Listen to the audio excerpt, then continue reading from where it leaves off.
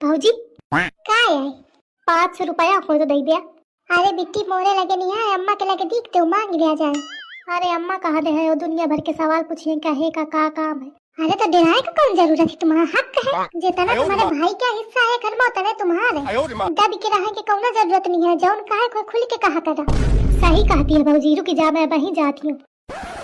अम्मा मौका 500 रुपया चाहिए। खबरदार ये तेरा हिस्सा मेरे भाई क्या होता है, मौका चाहिए तो बस चाहिए। एक पैसे बता के बात ना सुनियो, चुप पैसा दे रखिए।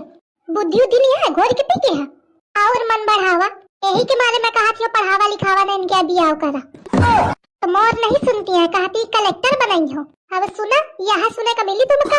सही कहा थी पढ़ाई लिखाई बंद करावे का पारी।